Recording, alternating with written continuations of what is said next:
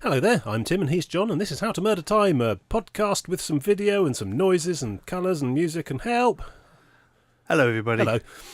I'm still working on that opening. Yes. Yeah. I think This whole three-dimensional video and everything, it's thrown me into confusion, and I don't know how to cope. it doesn't take much, really, does it? It doesn't, no. I'm quite easily baffled. Should we talk about some games? Let's talk about some games. Because it's been a little while and there's Let's make loads it a of what we're playing massive thing. games on the backlog. Absolutely. I'm going to start with cutting-edge Star Trek Online.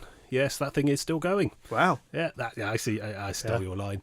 Yes. So I don't know what happened there. I just fancied a bit, and then suddenly there was a whole load of new content and more levels and extra expansions. Then they fired a load of people. Voice acting from people I've seen on telly and stuff, and yeah, then they fired a load of people. That surprises me, actually. I mean, aside from everything else, I mean, yeah, you're probably watching a bit of video behind my talking word shapes here.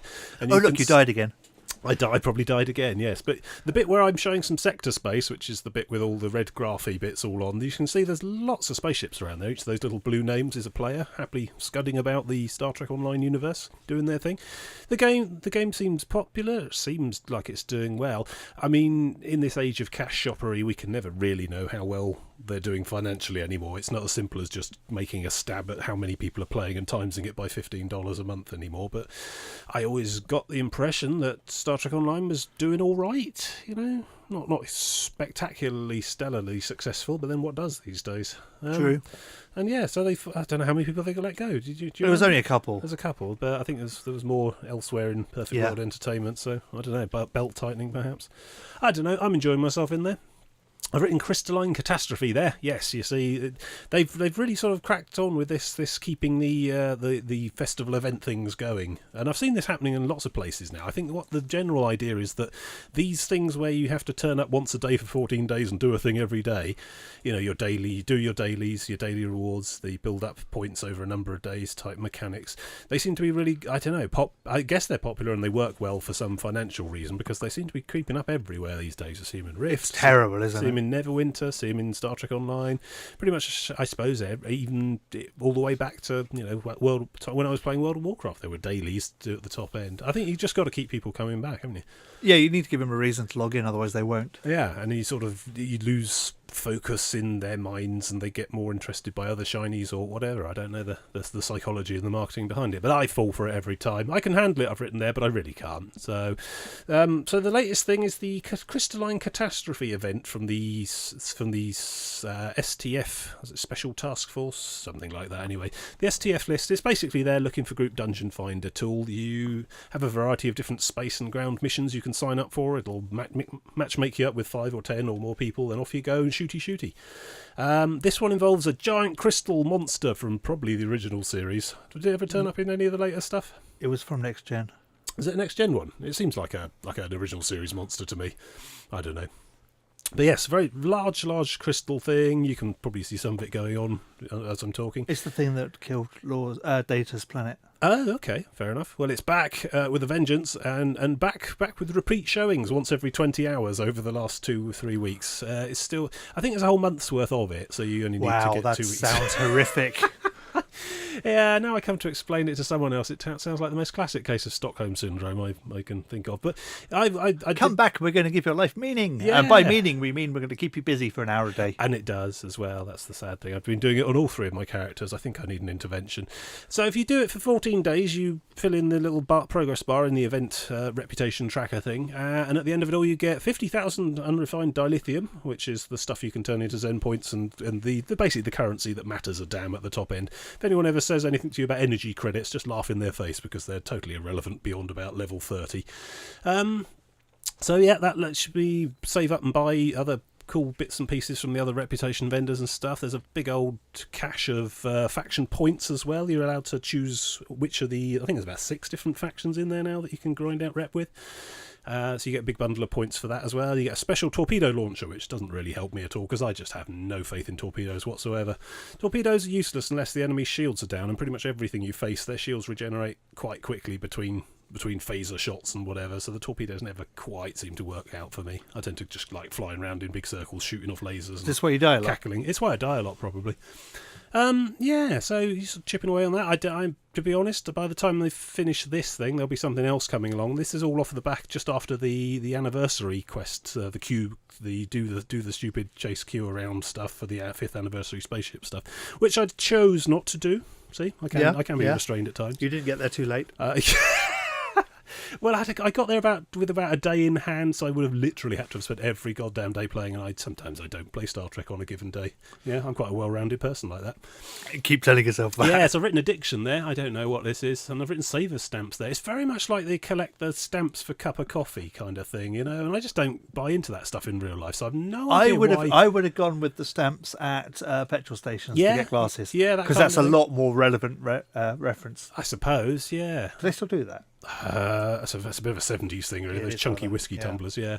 I don't know. I mean, I see this kind of mechanic employed in real-life shopping situations all over the place. It's effectively loyalty card, isn't it? Have you got your supermarket reward card at the checkout? And I just totally don't buy into that at all in real life, and yet when it comes along in a computer game with space, I don't know. I like to tell myself that I would have been doing the Crystalline Catastrophe Strike Force anyway, any time I play, because it's quick, cheap, cheerful, and it's very spectacular, and I enjoy it a lot. When you tell yourself this, do you believe it? Yes, I do. Okay.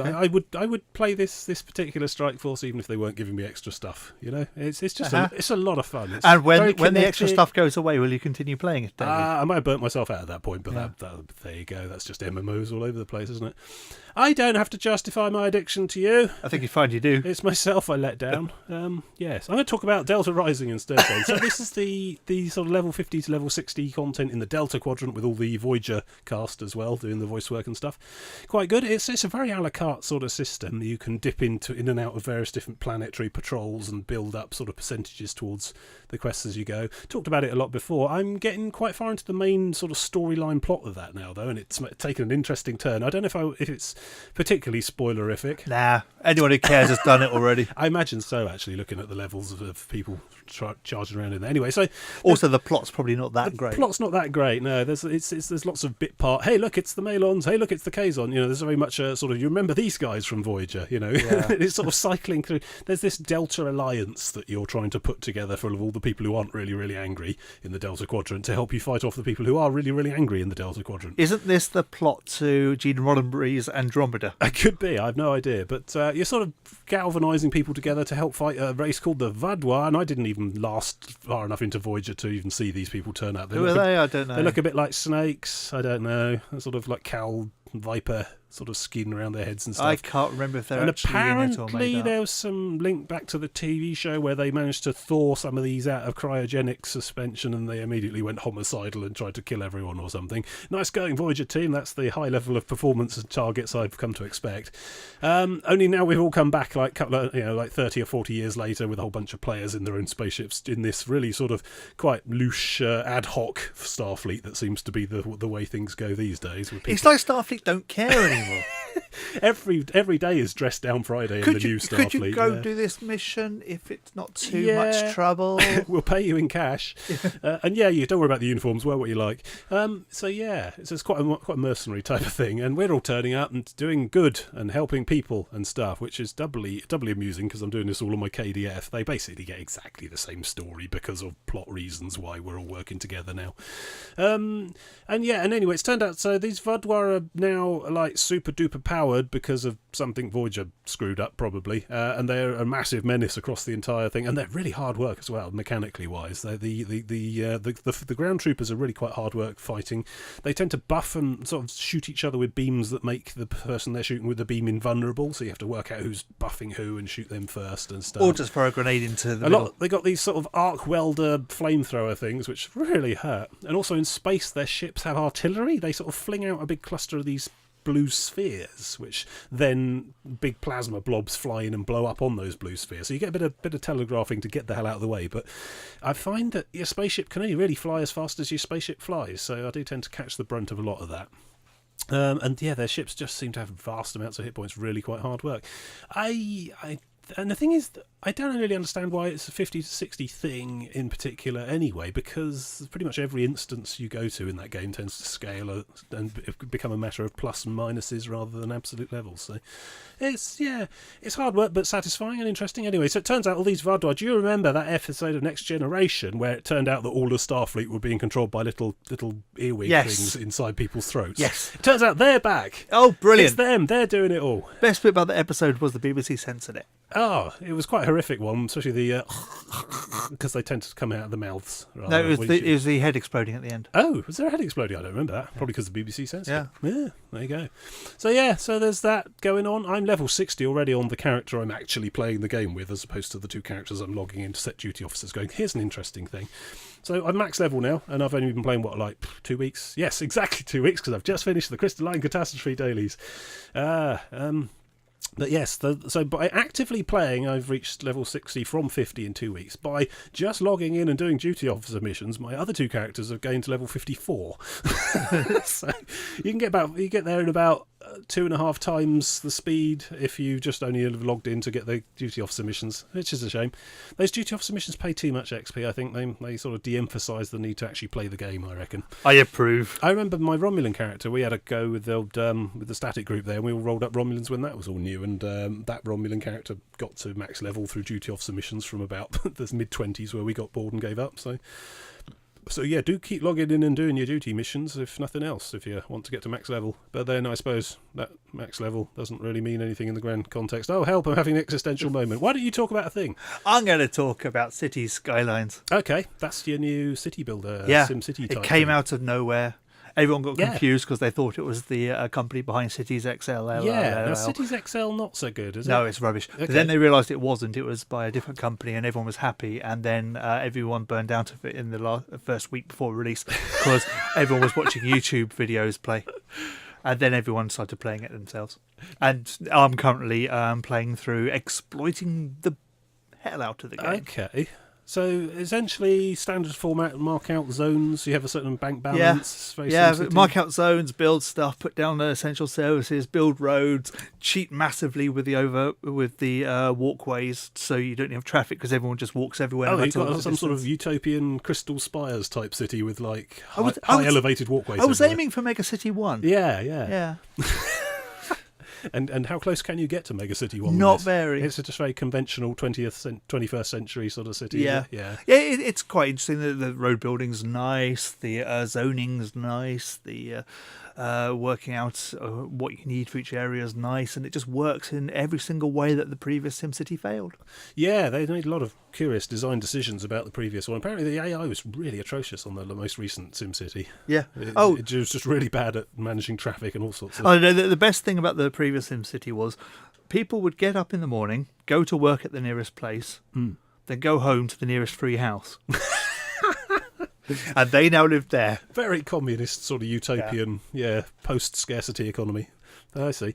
But as with everything, the Cities Skylines is a game about traffic management more than anything else. Well, it's about creating a system, isn't it? It's about balancing ratios and sort of watching it all fall apart or work well. The ratios are completely irrelevant. It all comes down to traffic, because if you get your traffic wrong, then people start dying and they're not taken to the cemetery. Then the houses get demolished because they got dead people in and they get abandoned, and then your city falls apart. It's a challenge for the modern age, isn't it? That's not entirely unrealistic. That's why you use a lot of walkways, so that you don't have any traffic apart from the people can walk to the cemetery once they've died. Yeah. Mm-hmm.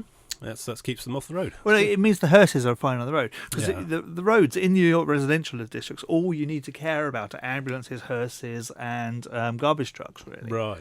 Sort of service ways rather than... I see. Although in your commercial areas, of course, you've got a massive truck problem. And trains don't help. So what's the gameplay like? Is there sort of a campaign there? No, just like you'd expect. It's just a sandbox. Here's an area, build a city. So, okay. Although there is one challenge map, which has what looks like Helm's Deep in the background. Fair enough. And it's slowly filling with water. Oh, okay. and then the entire map floods. So and there's race sections, and so you have to build quickly enough and expand quickly enough to get onto the race sections to deal with the ever-rising floodwater. That sounds interesting. It's really hard. It sounds interesting and difficult, yeah. Yeah, because you get so far, and then your first bit of city gets destroyed, completely wiped out. Timed level, yeah. Yeah, but I apart suppose from it that, depends what you're looking for in this kind of thing, and if it is literally just a sort of giant play set. it's a zen experience of building a city and making it work. Just watching it unfold and there's no follow its own disasters at laws. the moment.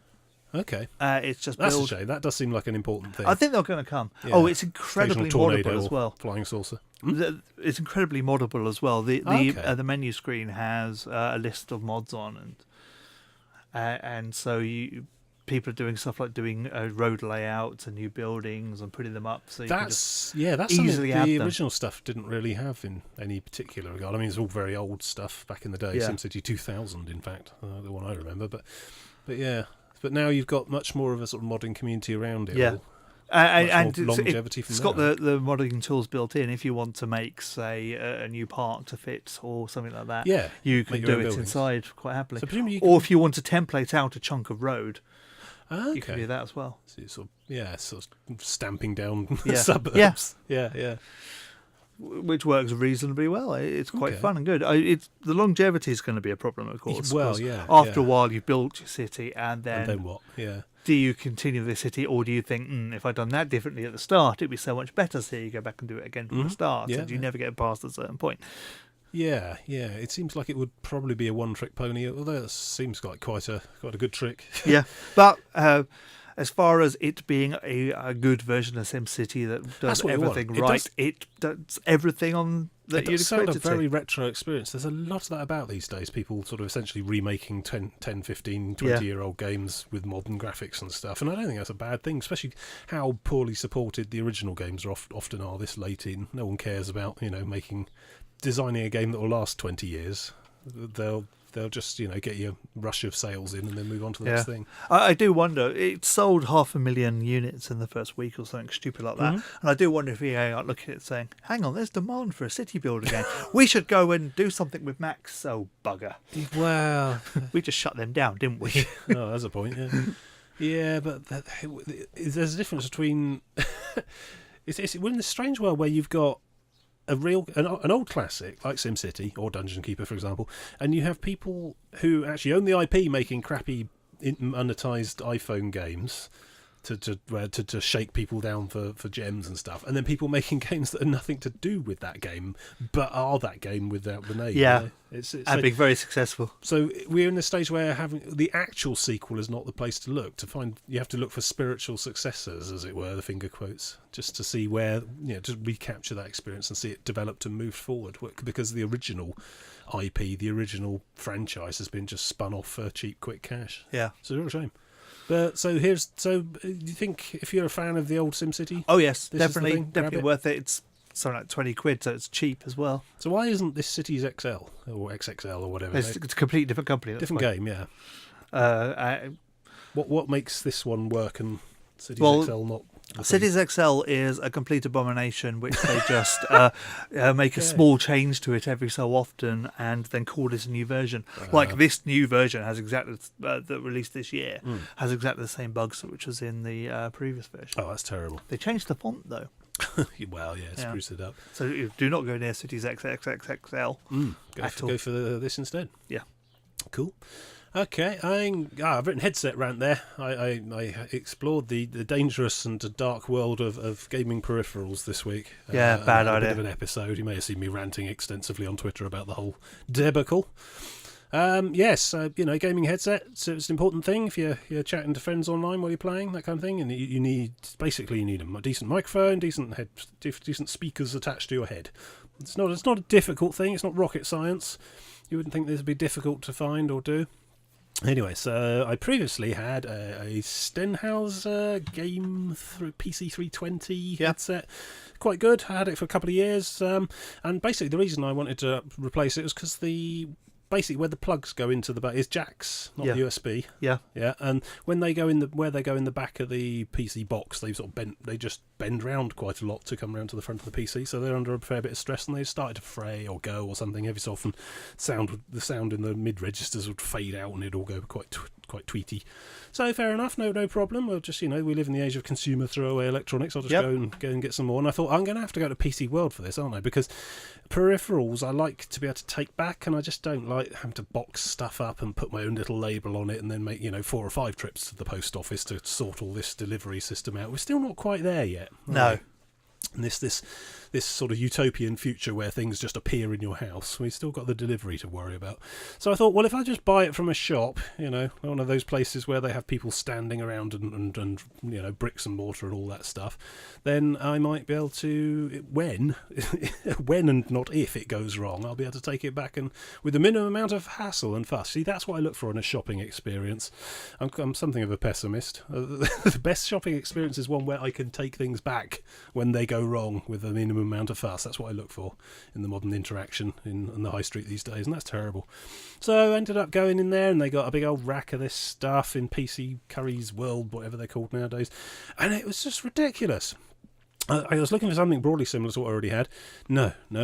Big chunky boxes full of stupid black plastic with stupid neon lights all over it, and weird names that don't have enough vowels and consonants in the right places and stuff. It was horrifying. It's the future. It's the future, yeah. And I'd been down this road before as well. But when this problem on the headset already had started to go, I went and got a wireless headset, a Corsair, something or other.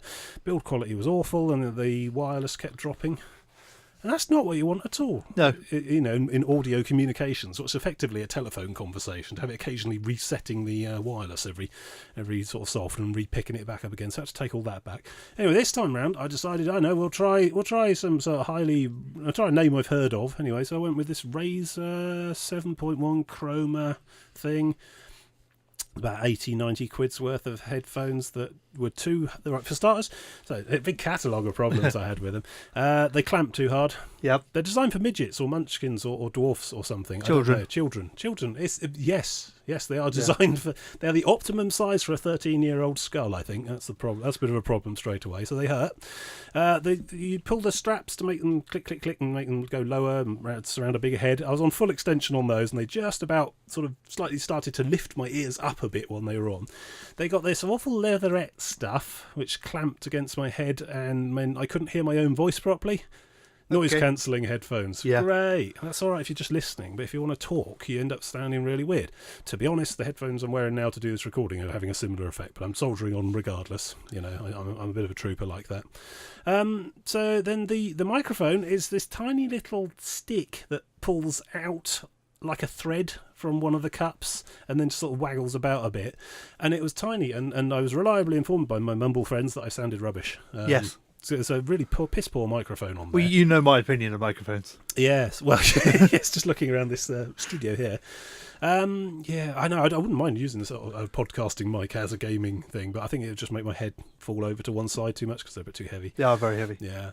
So there's that as well. So put them on, plug them in, let's give it a go. It's USB. I'm generally quite suspicious of USB audio. That's fine now. Is it all right now? Yeah. I don't know, the amount of trouble we had in the early days of podcasting when you were using... Well, that was computers. Computers are just rubbish. Well, anyway. Always podcast using a completely analog, that's what you want. Jacks. 3.5mm jacks in the back of the thing. That's the way. So we've got the USB, plug it in, and off we go. And it's like, I can work out if it sounded more like I was underwater or if I'd just come out of a very loud rock concert or something. In my youth, I used to go and see live music at least once a year. And sometimes when you're in those places, they play the music very, very loudly, and that can be quite damaging to the hearing. And you come out afterwards and everything's all muffled. Yeah. Or if you're at the bottom of a pond trying to get a corpse out of the locked trunk of a car that's gone off a pier, then you get this weird resonance. The bass, just far too much bass. Kids today think bass is what matters in music. Should drop the bass. You should drop the bass. Yeah. Treble, that's important. Being able to actually make out sounds. Here to differentiate between noises. This is a gaming headset for hardcore gamers who presumably need to hear simulated footsteps in gun battles. It's a serious problem. The fact that everyone's been trained that bass is the most important thing. So the best sounding thing is the best the most amount of bass. It's like the way that music's mixed as well, so it's as loud as possible. And so the louder something is, the better it must be. Yeah. Which is all completely wrong. It's just, no, the bass driven way too high. So the very first thing I do with these headphones is actually watch an episode of that Neil deGrasse Tyson Cosmos series. Yeah. I had to muck around with the equalizer. I had the bass all the way to the bottom and then a sort of ramp up to the treble, just so that it started to sound like normal television. He started talking. He's got quite a low voice to begin with. It's quite. He's got a perfect radio voice. It's a very good radio voice, and it sounded like, I don't know, it sounded like there was like earth moving equipment moving around outside or something. I had a real trouble with it. It was terrible, absolutely terrible. I thought, my God, people pay nearly £100 for this, and I can't understand. Is it because, okay, I'm approaching the age of 40, and perhaps my oral range is slightly different now? You got that much left? Does the range of frequencies people can hear? I know young children can hear higher registers. Yeah, you're losing off the high all the time. Top. Yeah. So the bottom shouldn't be affected. I don't know, or maybe it's just a whole bunch of these are basically my first Fisher Price peripherals aimed at 13-year-old gamers who don't know the difference and have never heard decent audio. But it's not even that. I'm not even an audio snob. I don't have this massive hi-fi that I position in the centre of the room and have one chair in the middle of the living room with all the speakers and everything. I've always wanted to do that. Or just I've never used utterly stark white apartment with just speakers and one chair in the middle. Now, I'm not one of these audio snobs. I wouldn't know high fidelity if it hit me around the head with a shovel. But these headphones, they just sounded broken. That was the thing. I couldn't believe they were designed to actually sound like that. Terrible. But important USP, the thing that did work on them is that on the outside of each ear cup, the exterior was their big kooky spiral razor logo, and they'd engineered it so that it cycled colour. Yeah. It had a full spectrum colour changing LEDs on the exterior of the headphones, which I can't see when they're on my head. I mean, I probably would have looked the bomb at a LAN party or something, but I wouldn't have been able to hear what anyone said, either outside because they're noise cancelling, or in a game because they didn't sound very good at all. It's the fashionable thing. If you take this, for instance, what are we looking at there? PlayStation 4 controller, which has the same thing on the front where you can't see it. Oh, the glowing strip on the exterior side. Which exists purely to mean it only has half an hour's battery life. Yeah, so all in all, not satisfied with my purchase. I went back to the shop and true to my expectations, the returns process was excellent. So I highly recommend shopping on the high street for returning crap goods. Or just never buying anything with the name Razer on, because it's usually crap. Well, you know what I did in the end? So I thought, oh, God, right. Well, what I really want from this shopping experience is for me to have exactly the same thing I have now, but working again. And of course, we don't live in a society where we repair things, but that's like medieval times with blacksmiths. And we don't have a blacksmith where I live, so I couldn't get my old headphones repaired on the anvil there. So what I did instead was hunt around on the internet, and then I found that at Argos they sell exactly the same headphones that I already had previously. And all I had to do was reserve them to be delivered to my nearest store in like 2 days' time. So I did that. Yeah. Saved myself £20. Have perfect brand new headphones. So these are Stenhouse PC 320 games, and the A in the game is a 4 because gamers. Yeah. But despite that nonsense, they're very good. They just look sensible and grown up. Well, that's because it's a well-known proper audio brand. Yeah. I think that's what you've got to do if you want just to absolutely run a mile from the gamer brand's peripherals. Yeah. They're all rubbish. Yeah. They're flashy, rubbish, overpriced nonsense. Yeah, and they think by dressing it up with enough neon, they can trick sub-20-year-old gamers into looking the business at LAN parties or whatever, when there's much better, definitively higher quality experience available for cheaper. Yeah, if you just go to the right brand. Yeah, buy headphones from people who make audio equipment. Don't buy blinking headphones from people who make mice with 8 buttons on. What do they know about headphones? They make mice. I don't know. I imagine Razer mice are probably quite good. I'd still go with Logitech, to be honest. Yeah, you're best off with Logitech. So yes, although bizarrely Logitech are actually very good on the audio stuff now, because Logitech are quite big on video conferencing. Fair enough. Yeah, but there's different demands and different needs, and I can see, yes, you want your explosions to sound nice and meaty, but not at the cost of being able to use the headset to effectively watch a movie, listen to some music, or talk to someone on a chat channel. Yeah, that's the thing. It depends what you actually want. If all you are doing is just listening to things blow up, then I imagine these things are probably okay. But Yeah. Well, for the first hour until you get a headache. Yeah, Stenhauser. There you go. That's my recommendation. So I've no idea what he's just put as video backing to this. I've got no idea what I'm doing to this. I haven't. to this largely unvisualizable rant. Why don't you talk about a thing that works well in video? I'm going to talk about Offworld Trading Company. Okay. This is a strategy game. I've seen a lot of people tweeting about this, yeah. Yeah, it's an interesting strategy I should game. probably have followed up on it. There is no combat. I'm liking it already. You're a bunch of companies Yeah. on Mars, and you are trying to become successful. Okay. And you do it by staking out claims. So you put down a building Yep. over a resource.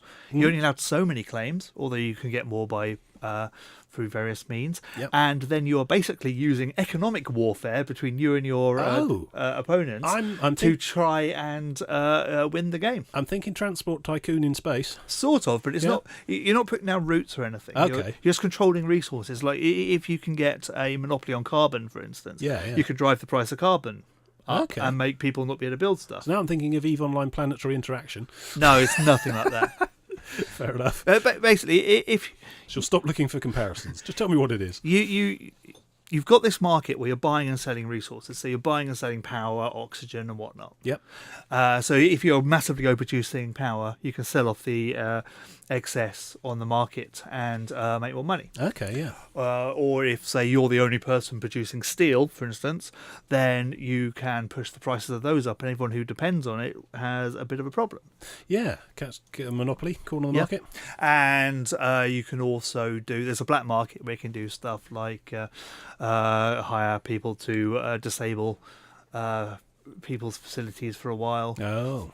You can also do stuff like buy extra claims. And most interestingly, you can buy shares in your opponents. Oh, blimey. So you can take over the opponent and knock them out the game that way by just owning and controlling interest. So there's a sort of win condition going on there. Oh, yeah. There's a set time limit to it all, 100 years or whatever? No. Well, the multiplayer is just a multiplayer game. So Okay.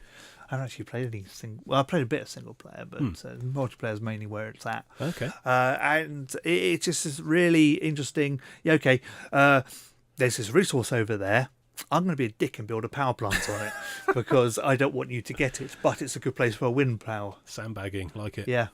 And it's just this really interesting idea that does away with the need for units and combat and all that, and still has that really being able to dick over somebody economically. Yeah, I mean, thing is, something like that with combat, essentially the combat often tends to come down to dice rolls based on unit capabilities anyway, so why not just turn that into a combat summary, and then if you're doing that, why not just not have it at all? Yeah. It's Sounds fascinating. It's a fascinating idea, and it plays really well. It's a little bit dry if you're not into the economic side of things. It's the game, Yeah. Yeah. But it's great fun. I've been following it for a year or so. Oh, hello. Is this early access by any chance? No, it just released. I think. Oh, it's out. Okay, no, good. Yeah, I approve. I approve of things being released. I was basically following it. It was in alpha for ages and ages, and one of the podcasts I listened to kept having the guy behind it on, who was talking about through the design process, which was fascinating along the way. All right.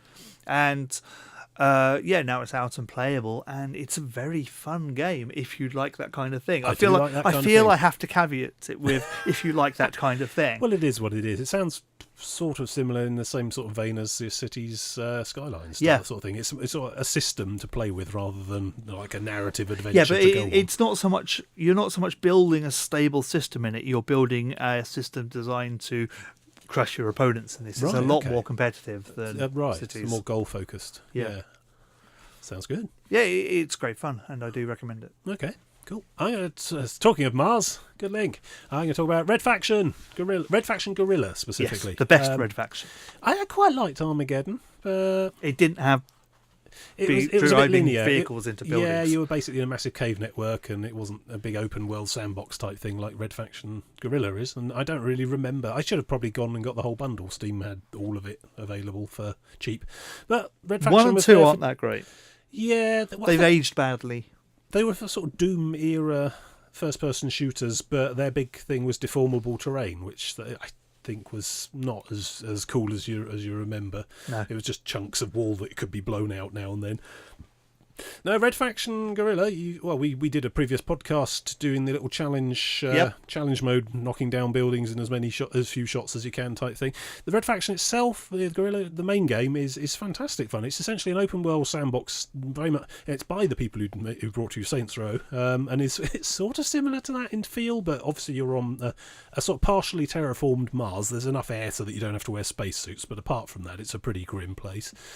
And you are Alec Mason, who's turned up to find some work mining, and almost as soon as you get off the shuttle, you get swept up in some uprising, the typical off-world colony revolt to plot B. And then spend the rest of the game driving around, running around, hitting things with hammers. The game really shines on its deformable buildings, just going absolutely mental with a sledgehammer on a building that can be totally flattened into the ground is something you don't find in a lot of games at all anywhere. No. I'm still not sure I've seen that deformable terrain done as well in anything since. No, I don't think even the sequel didn't do it as well. The sequel was very much about using your nano-powered rifle thing to rebuild stuff. It's like they'd gone down explored the other extreme. Yeah, but the sequel always seemed to concentrate just on walkways. Yeah, it was all very linear in caverns and stuff, and not nearly as much fun as just sort of driving up and indeed through the front gates of a town hall enemy base with a tank, and then just pounding everything into the ground. You haven't arrived unless you've landed your APC through a massive cooling stack. Hello, I've arrived. From the hill above. Hop out, grab your sledgehammer and finish it off. Yeah. Basically, yes, so you're trying to work through a whole different series of sectors, bringing the EDF control down to zero. The EDF is not the energy company, it's in fact the Earth Defence Force, who are like the evil overlord police. Apparently they're the good guys from the Red Faction 1 and 2 games who in the intervening time have gone all corrupt. That's what happens. Yeah, so it happens always. Time for another revolution then. And off you go with your hammer. It's a lot of fun. I'm still at the mercy of the stupid 5-star wanted type system. I don't know why you can't handle these in games. You don't always like running away. You have a worse situation with these in games than anyone else ever does. I tend to aggravate the authorities quite a lot and then don't run away when I should, really. I suppose hit and fade's the way to play, and I am trying to get the hang of that, just get it up to slightly angry and then run away and hide in the hills for a bit and then come back for another go. But I want to finish the entire structure off in one go and literally hammer it flat, well beyond the requirement or mission necessity. I think that's what gets me killed. Yeah, there I am hammering away, and they're bringing more and more. You APCs. Hang around so long, even the slowest reaction people who want to get there late because they don't want to get into combat turn up. Yeah, you can get pretty. I mean, I'm on normal difficulty. Maybe I should have picked easy, but you can get overrun by the armed response quite easily, and it's quite hard to shake them off as well. Typically, you have to drive to a nearest safe house where it goes away automatically, or go out into the bleak, barren wastelands and just sort of putter about for about 20 minutes until they decide they're bored of you. A little bit of a story there with working with the sort of native marauder types who are sort of descendants of the earliest colonists and who are now bandits, like Borderlands style. But turns out that they're the good guys after all. And they have the best vehicles. They got very spiky vehicles, yeah. And so, yes, lots of different facilities and buildings. I just like hammering things. It's just so satisfying. There's all sorts of rocket launchers and saw blade guns and all the rest of it. But to be honest, the hammer beats everything. You see what I did there? Yeah, I see what you did there, silence. Yeah. Okay, moving on. So, yeah, still playing that. I've written So Angry there. Yeah, it's a really good therapy thing. There needs to be a freestyle mode where there are no police, where you can just hammer stuff over and over. Yes, and part of the appeal is because it's on Mars, and I don't know how realistic a Mars it is. Not terribly, I shouldn't think. No. But you see, it's a partially terraformed Mars with no plant life. Well, there's one of the districts that's got quite a green cast to the hills. Not grass as such, but I don't know, some sort of bacteria or fungus or whatever. Yeah, but you think it would be everywhere. No shrubs at all. It's vastly individually terraformed Mars. Yeah. And they sort of terraform it 20 square metres at a time. It's not really terraforming, it's gentrification forming. Yeah, but I just sort of thinking when I was playing through, how many other decent games are there that are set on Mars? I'm really a big Mars fan. I'm rereading all the Red Mars stuff again as well at the same time as a kind of counterpoint to Red Faction. and enjoying that immensely. But yeah, I'm not going to see Mars in my own lifetime. I'm not going to go there. I'm not going to be able to walk on its surface. So it falls to fantastic flights of imagination, like these games or that book or these films, for me to get any kind of sense of what it might be like. Just to exercise the imagination. It's exactly like in Total Recall. Just accept that. Get your ass to Mars. Yeah, absolutely.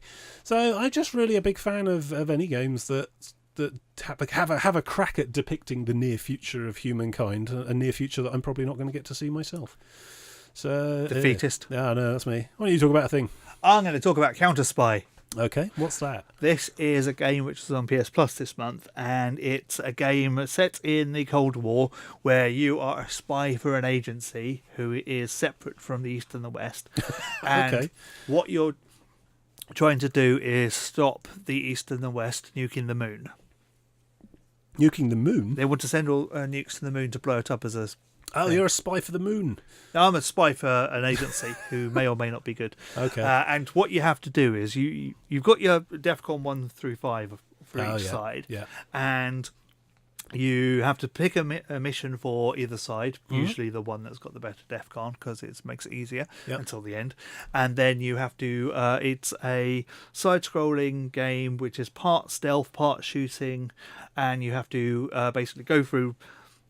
ransack the facility for lots and lots of cash and blueprints for weapons, kleptomaniac adventurer syndrome, and launch codes, and get to the end of the level, enter the launch code, and disarm the missile that time. Okay. And up to the point where you've got enough of these segments of launch codes where you can actually preemptively launch a missile so that you can then destroy all the missiles.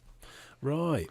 It's and quite stop a haphazard the world plan. And it is a game which plays brilliantly because it's sort of side-scrolling, going along, going through events, hiding behind stuff. And when you go hide behind waist-high cover, it goes and looks down the corridor because it is actually in 3D. Okay. And you can shoot people and stuff.